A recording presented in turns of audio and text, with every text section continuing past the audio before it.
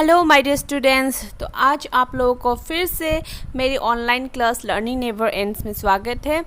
आज हम लोग पढ़ने जा रहे हैं एक नई पार्ट 2 आपके हिंदी व्याकरण से। और आज हम पढ़ने जा रहे हैं वन विचार के बारे में। वन विचार जो आप लोगों ने पहले भी पढ़े होंगे, अपने जो भी पिछला कक्षा में आपको उनके बारे में तो पता चला ही होगा थोड़ा बहुत वन विचार के बारे में। फिर भी अब हम फिर से पढ़ेंगे वन विचार के बारे में पर विस्तार से, और इसके बारे में ज़्यादा जान लेते हैं। इसके बारे में जानने से पहले आपको यहाँ पे 2 चित्र दिए गए हैं। आप इन चित्रों को बड़े ही ध्यान से देखिएगा। एक चित्र में है बिल्ली और एक में है कबूतर। आप इनको अच्छे से देख लीजिए। आप यहाँ पे देख सकते हो बिल्ली कबूतर, इन दोनों जो शब्द है इनको अलग अलग करके लिखा गया है। यानी कि बिल्ली में ब, फिर ई लिखा, फिर ल लिखा, फिर ल लिखा, फिर ई लिखा। बीच में क्या लगाया? धन, और आप इसे प्लस भी कहते हो, ये चिन्ह लगाए गए, यानी कि इनको अलग अलग करके लिखा गया है। और कबूतर को भी ठीक उसी तरह लिखा गया है। तो ये जो ध्वनियाँ है, ये जो बिल्ली में जो ध्वनि निकलते हैं उसी को ही हम वन कहते हैं। यानी कि ये जो ब, धन, ई, धन, ल, धन, ई, ये सारे क्या है जो अलग अलग करके लिखने के बाद इसे ही कहेंगे वन। ठीक है, इसी को ही वन कहते हैं। और बिल्ली और कबूतर इन दोनों शब्द के और हम टुकड़े नहीं कर सकते हैं। ठीक है, ये इतना ही होगा और इसीलिए कहते हैं ये जो एक एक जो आप बोल सकते हो इसको वन कहते हैं। ये एक एक जो भी आप देख रहे हो ये सारे वन है। ठीक है, तो इसी तरह हम कह सकते हैं कि ये छोटी से छोटी ध्वनियाँ ही वन है, इनके और टुकड़े नहीं किए जा सकते, है ना। अब देखिए जरा अपने किताब में, उसमें लिखा गया है वन को भाषा की सबसे छोटी इकाई के रूप में जाना जाता है। ये बहुत ही इम्पोर्टेंट है, आप इसको याद रखिएगा हमेशा। अगर आपको प्रश्न पूछा जाए कि वन को भाषा की कौन सी इकाई के रूप में जाना जाता है, तो आप लिखोगे उसमें वन को भाषा की सबसे छोटी इकाई के रूप में जाना जाता है। और जो वाक्य शब्दों से मिलकर तथा शब्द वर्णों से मिलकर बनते हैं। जिस तरह से मैंने आपको कहा था यहाँ पे बिल्ली कबूतर, ये जो कबूतर और जो बिल्ली थे वो एक एक वर्णों से मिलकर बने हैं ना, एक शब्द है ना। एक एक जब वर्ण लोगों को हम लोगों ने जोड़ दिया वर्णों को, तब जाके एक शब्द बना। ठीक उसी तरह एक एक शब्द से हम क्या बना सकते हैं? वाक्य। शब्द यानी कि वर्ड। ठीक है, शब्द को इंग्लिश में वर्ड कहते हैं। तो इसी को ही इन जो शब्द है, शब्द से हम क्या बना सकते हैं? वाक्य। वाक्य यानी कि सेंटेंस बना सकते हैं। अगर हम शब्दों को जोड़ दें तो हम क्या बना सकते हैं? वाक्य। ठीक है, समझ में आ गया। चलिए, तो अब हम इसके डेफिनेशन जानते हैं। अगर आप लोग को भी पूछा जाए कि वन किसे कहते हैं, तो आप क्या लिखोगे? उसमें आपको लिखना होगा कि भाषा की वो सबसे छोटी इकाई जिसके और टुकड़े नहीं किए जा सकते उसे वन कहलाती है। याद रह जाएगा ना, किसे वन कहते हैं? भाषा की वो सबसे छोटी इकाई जिसके और टुकड़े नहीं किए जा सकते उसे वन कहलाती है। ठीक है, तो अब हम लोग पढ़ लिए वन के बारे में। अब हम लोग बात करेंगे वर्णमाला के बारे में। हिंदी वर्णमाला। वर्णमाला आप लोगों ने पढ़ा है अपने जो भी पिछले कक्षा है वहाँ पे। तो वर्णमाला किसे कहते हैं? वर्णों के समूह को वर्णमाला कहते हैं। और हिंदी वर्णमाला कितने होते हैं? 44, यानी कि 44 हिंदी में वर्णमाला होते हैं। कैसे? अगर हम स्वर और व्यंजन वर्ण को मिला दे तो इसमें कितने होंगे? टोटल दोनों का होंगे 44, यानी कि 44। तो इसीलिए उसको समूह कहा गया है। वर्णों के समूह को वर्णमाला कहते हैं। अब उसमें स्वर कितने होते? 11, और व्यंजन कितने होते? 33, यानी कि 33। अब अंग्रेजी में वर्णमाला को क्या कहते हैं? अल्फ़ाबेट कहते हैं। और कितने होते हैं alphabet? A to Z 26 one होते हैं। ठीक है, 26 यानी कि अल्फ़ाबेट होते हैं। अब आप अपनी किताब के जो एकदम नीचे वाले हिस्से हैं उसमें आप देख सकते हो, उसमें स्वर बन दिए गए हैं। क्या क्या? अ, आ, ई, उ, री, ए, ओ, औ। तो ये सारे 11 जो है स्वर वन है। अब आपके यहाँ पे दिए गए हैं व्यंजन वन कुछ। क से लेके ह तक व्यंजन बन दिए गए हैं।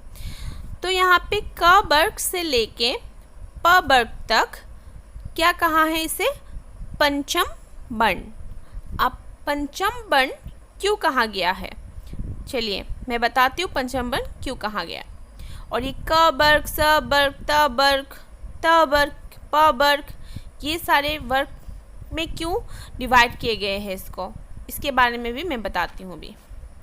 ये जो क वर्ग के जो भी वर्ण है यानी कि क, ख, ग, घ, ङ, इसके जब हम उच्चारण करते हैं, इन वर्णों को जब हम उच्चारण करते हैं, आप क बोल के देखिए तो आपके जो आवाज़ जो निकलेगी मुंह से वो है कंठ के द्वारा, यानी कि कंठ यानी कि गला, आपके गला के द्वारा आपके जो क वर्ग के जो भी वर्ण है वो निकलती है मुंह से। ठीक है, किसकी मदद से? कंठ के मदद से। आप बोल के देखिए घर पे, क, ख, ग, घ, ङ। तो आप ऐसे बोलोगे तो आपको पता ही चल जाएगा आपके जो भी आवाज़ निकल रही है, जो भी ध्वनि निकल रहे हैं वो कंठ के द्वारा निकल रहे हैं, यानी कि नेक। अब बात करते हैं स वर्ग के बारे में। स वर्ग में जो भी वर्ण के ध्वनि निकलते हैं वो हमारे तालु को छू कर निकलती हैं, यानी कि च बोलोगे तो छ, आपकी जो जीभ है वो जो तालु में ऊपर वाला जो हिस्सा है आपके मुंह के उसमें टच कर रही है। आप बोल के देखिए, आपको पता चल जाएगा। छ, छ, ज, झ, न्य। आप ऐसे बोलना, आपको पता चल ही जाएगा। अगर आपकी जीभ अगर तालु में टच नहीं करेगा तो आपको मालूम चल जाएगा कि आप गलत बोल रहे हो, आपका प्रोनाउंसिएशन गलत है। तो इसीलिए इसको स वर्ग कहा गया है। अब बात करते हैं त वर्ग के बारे में।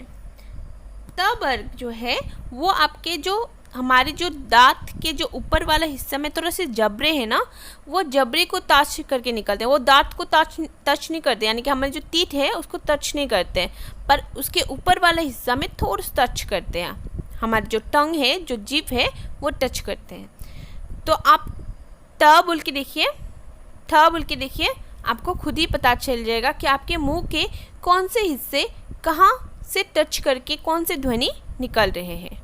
तो आपको त वर्ग समझ में आ गए। अब बात करते त वर्ग के बारे में। अब त, थ, द, ध, न, ये हम बोलते हैं तो हमारे जो जीभ है यानी कि जो हमारी टंग है वो किसे टच कर रहे हैं? दांत, यानी कि हमारे जो भी टीथ है ऊपर वाला टीथ, उसको टच करके निकल रही है इसकी ध्वनियाँ। ठीक है, इसके जो वर्ण है, त वर्ग के जो वर्ण है वो ऊपर वाले हिस्से में, ऊपर वाले जो दांत है यानी कि जो टीथ है उसको छू कर निकलती है उसकी आवाज़। तो इसीलिए त वर्ग के जो भी वर्ण है उसको छोटे बच्चे नहीं बोल सकते हैं। वो पहले स्वर बन सीखते हैं क्योंकि स्वर वर्ण आसानी से बोली जा सकती है, और उसके बाद व्यंजन बन सीखते हैं क्योंकि छोटे बच्चे के दांत अच्छी तरह से नहीं निकलती हैं। तो इसीलिए जब बूढ़े हो जाओगे आप लोग तब भी आप त वर्ग के जो भी वर्ण है वो आप नहीं बोल पाओगे, यानी कि त, थ, द, ध, न, ये सारे आप नहीं बोल पाओगे क्योंकि इसमें हमें दांतों की मदद लेनी पड़ती है। प्रोनाउंसिएशन ठीक नहीं होगी क्योंकि हम अगर दांत को टच नहीं करके बोलेंगे ये वाले वर्ग जो भी वर्ण है तो प्रोनाउंसिएशन अच्छी से नहीं निकलेंगे। तो ये था त वर्ग के बारे में। अब बात करते हैं प वर्ग के बारे में। जो प वर्ग के बारे में प है उसमें प, फ, ब, भ, म, ये सारे जो वर्ण हैं, ये जो हमारे जो होठ, जो लिप्स है, दो होठ जो है, ये होठों को टच करके इसके जो उच्चारण है यानी कि इसकी जो ध्वनि है, इसकी जो आवाज़ है वो निकलती है। आप बोल के देखिए, प, आपके दो होठ टच करेंगे उसके बाद ही आपके मुंह से आवाज़ निकलेगी। तो इसीलिए यहाँ से क वर्ग से लेके प वर्ग तक पंचम वर्ण कहा है क्योंकि ये सारे हमारे मुंह से जो भी शब्द ध्वनि जो भी निकलती है उससे रिलेटेड है। ठीक है, तो इसे इसको भाग कर दिया गया। इसे आप हमेशा याद रखिएगा क्योंकि ये बहुत ही ज़रूरी है। फिर नीचे दिए गए हैं अंतस्थ और ऊष्मा। के वर्ण। ठीक है, अब बात करते हैं हम कुछ अन्य वर्ण के बारे में। अयुग्वा, अंक आ तथा आ, ये क्या है? ये है अयुग्वा। यहाँ पे आपके लिखे गए हैं व्यंजन हमेशा अपूर्ण अक्षर होता है जिसे हलंत लगाकर लिखा जाता है तथा स्वर मिलने पर पूर्ण होता है। आपके यहाँ पे आप लोगों ने देखे होंगे जो यहाँ पे क, फिर उसमें स्वर लगाया गया था, क प्लस फिर स्वर लगाया तब जाके हुआ क। अब ये हलन चिन्ह जो नीचे लगाया गया है, क्यों? क्योंकि व्यंजन हमेशा अपूर्ण होता है, यानी कि व्यंजन हमेशा अधूरा होता है। आपने ऊपर वाले हिस्से में भी क वर्ग से लेके जितना भी उसमत तक आप लोगों ने देखा, नीचे हर एक वर्ण के नीचे हलन चिन्ह लगाया गया है, क्योंकि वो अधूरा है। वो कब पूरा होगा? जब उसमें नीचे हलन होगा और प्लस उसके साथ अ, यानी कि स्वर के कोई भी वर्ण उसमें जोड़ना होगा, तब जाके वो जो व्यंजन वर्ण है वो पूर्ण होगा। तो इसीलिए कहा गया है कि व्यंजन हमेशा अपूर्ण होता है जब तक उसमें स्वर जोड़ा ना जा सके। अब बात करते हैं वर्णों के भेद। वर्णों के दो भेद होते हैं, एक होते हैं स्वर और एक होते हैं व्यंजन। चलिए, स्वर व्यंजन क्या है? स्वर वर्ण क्या है? तो स्वर वर्ण जिन वर्णों के उच्चारण के लिए किसी अन्य वर्ण की सहायता नहीं लेनी पड़ती है उन्हें स्वर कहते हैं। तो मैंने आप लोगों को कहा था कि व्यंजन हमेशा क्या करते हैं? मदद लेते हैं स्वर के, किंतु स्वर वर्ण जो ऐसे वर्ण हैं वो किसी की मदद नहीं लेते हैं, वो खुद ही अकेला ही पूर्ण होता है, यानी कि पूरा होता है, किसी की सहायता वो नहीं लेते हैं।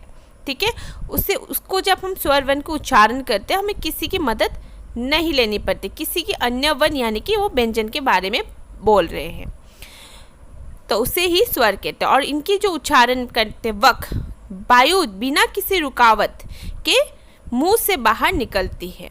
आप स्वर वर्ण के कोई भी वर्ण आप बोल के देखिए, आपके जो मुंह से वायु निकलेगी वो बिना किसी रुकावट से निकलेगी, यानी कि आपके मुंह के हिस्से में कुछ भी वर्ण टच नहीं होगा। पर स्वर वर्ण में टच नहीं होगा, पर व्यंजन वर्ण में आपके हर जगह टच होते हैं, है ना। तालु से निकलते हैं, कभी जीभ से ऊपर टच होते, दंत में टच होते, तीठ में टच होते। तो इसीलिए बोला गया कि स्वर वर्ण के जब हम उच्चारण करते हैं तब किसी भी तकलीफ के बगैर, मतलब कोई भी तकलीफ नहीं होती और मुंह से आसानी से निकल जाती। इसलिए मैंने बोला कि हमेशा बच्चा पहले स्वर वर्ण सीखता है क्योंकि वो आसानी से बोली जा सकती है। तो ये थे आपके स्वर वर्ण के बारे में। और स्वर वर्ण की संख्या कितनी होती है? 11। तो अभी बात करते हैं स्वर वर्ण के भेद। अब स्वर वर्ण के कितने भेद होते हैं? स्वर वर्ण के 3 भेद होते हैं, एक ह्रस्व स्वर, एक दीर्घ स्वर और एक है प्लुत स्वर। अब इन सारे स्वर वर्ण के जो भी भेद है इनके बारे में एक एक जो डिफिनेशन हम जान लेते हैं। चलिए, ह्रस्व स्वर यानी कि जिन स्वरों के उच्चारण में कम समय लगे उन्हें ह्रस्व स्वर कहते हैं। और ह्रस्व स्वर कौन से हैं? 4 है। वो है अ, आ, ई, उ, री। क्यों?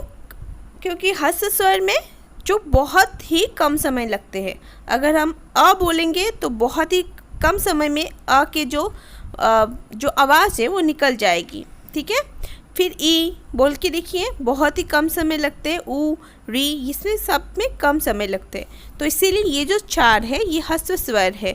तो इसलिए कहा है जिन स्वरों के उच्चारण में कम समय लगे उन्हें ह्रस्व स्वर कहते हैं। अब बात करते हैं दीर्घ स्वर के बारे में। जिन स्वरों के उच्चारण में ह्रस्व स्वर की अपेक्षा दुगना समय लगे उन्हें दीर्घ स्वर कहते हैं। मतलब अगर हम बात करें ह्रस्व स्वर में तो कम समय लगते हैं, पर दीर्घ स्वर में ह्रस्व स्वर से थोड़ी सी अधिक समय लगते हैं, तो इसीलिए उसे दीर्घ स्वर कहते हैं। जैसे कि यहाँ पे 7 होते हैं वो है दीर्घ स्वर, वो है आ। अब अ के कंपैरिजन में आ अगर बोलोगे तो आ में आपको थोड़ी सी ज़्यादा समय लगते हुए आपको खुद ही पता चल जाएंगे। फिर ई, फिर ऊ, ए, ओ, औ। आपको इनमें थोड़ी सी ज़्यादा समय लगेंगे बोलते वक्त ह्रस्व स्वर के कंपैरिजन में। तो अब बात करते हैं पुलुत स्वर के बारे में। जिन स्वरों के उच्चारण में ह्रस्व स्वर से तिगुना समय लगे उन्हें पुलुत स्वर कहते हैं। इसका चिन्ह ई है, जैसे ओयुम आदि। यानी कि ह्रस्व स्वर के मुकाबले अगर हम बात करें कि 3 गुना समय जहाँ लगते हैं उसे ही कहते हैं पुलुत स्वर। यानी कि 3 गुना। हमको दीर्घ स्वर में कितने गुने मिले? 2 गुना। अब पुलुत स्वर में 3 गुना समय लगने पर इसे कहते हैं पुलुत स्वर, ह्रस्व स्वर के मुकाबले। ठीक है, तो ये हो गया 3 भेद आपके स्वरों के। सबसे इम्पॉर्टेंट ज़्यादा आपको याद रखने वाली है ह्रस्व स्वर और दीर्घ स्वर। इनके जो ये 4 जो वर्ण हैं उसे याद रखना होगा, और इनके जो 7 जो दीर्घ स्वर के वर्ण हैं उनको आपको हमेशा के लिए याद रखना होगा, क्योंकि कभी कभी एंट्रेंस एग्जाम में ये जो अक्सर पूछे जाते हैं। तो हमेशा अभी से आपको याद रखोगे तो आपको बाद में ज़्यादा तकलीफ नहीं होगी। तो हम अभी आगे पढ़ते हैं कुछ अन्य स्वर के बारे में। अनुस्वार, जिसको आप लोग बिंदु कहते हो, इसका जो चिन्ह है वो बिंदु है। तो इसका उच्चारण नासिका के द्वारा होता है, जैसे बंदर, जंगल, अंगूर आदि। मतलब अगर अनुस्वार के बारे में बोलने जाओ तो इनके जो भी अनुस्वार के जो भी शब्द है उसके उच्चारण कहाँ से होता है? नासिका, यानी कि हमारे नाक, नोज, नाक से होता है। यानी कि इसके उच्चारण नाक के द्वारा होते हैं। आप खुद ही बोल के देखिए, बंदर, जंगल, आपको खुद पता चल जाएगा कि उसकी जो भी उच्चारण है, जो भी शब्द निकल रहे हैं वो नाक की मदद से निकल रहे हैं। अब बात करते हैं अनुनासिक, जिसको आप लोग संध बिंदु कहते हो। इसका उच्चारण नासिका और कंठ के द्वारा होता है, जैसे चांद, आँख, कांच आदि।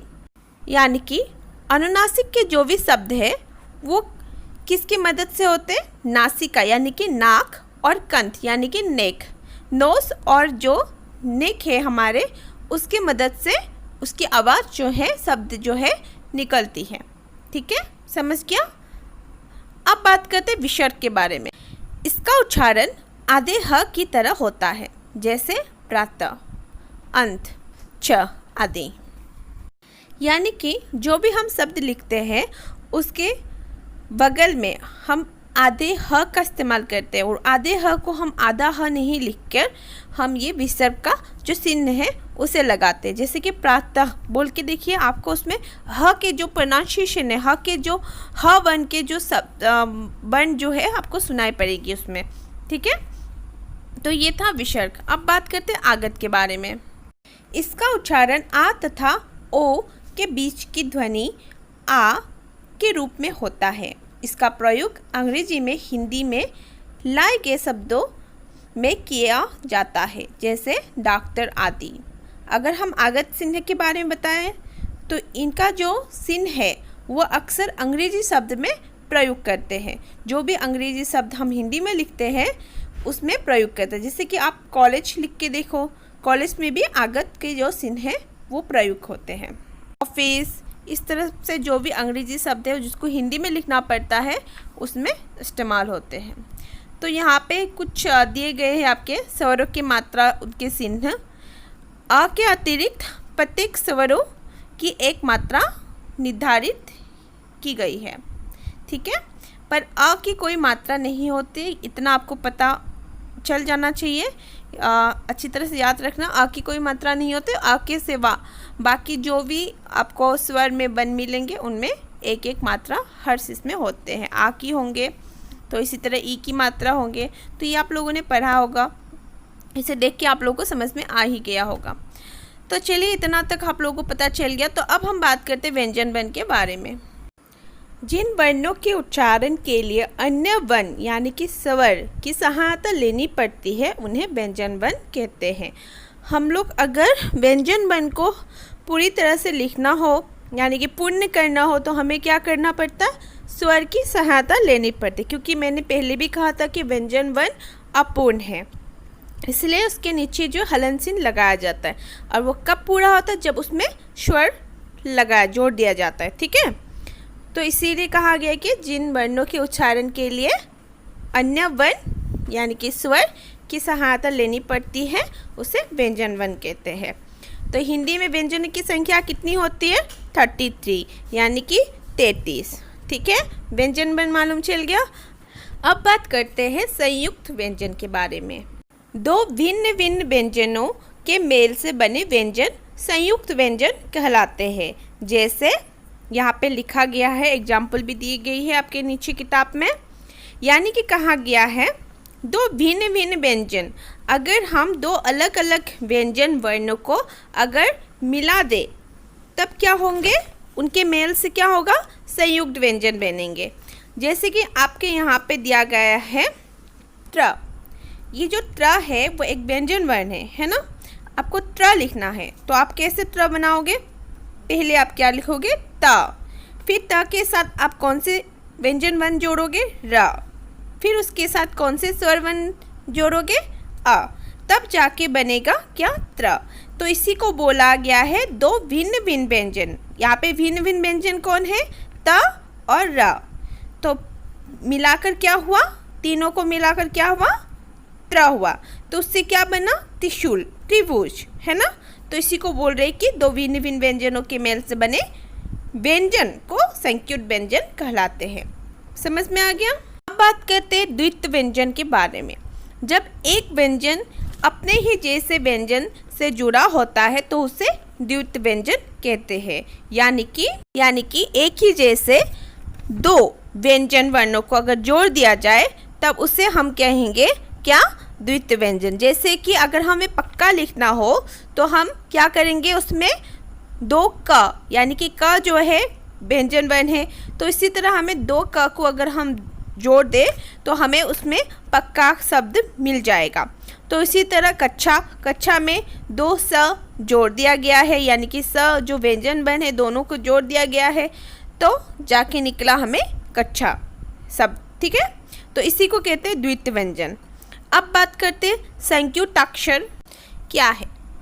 दो अलग अलग व्यंजनों से मिलकर बने अक्षरों को संयुक्ताक्षर कहते हैं।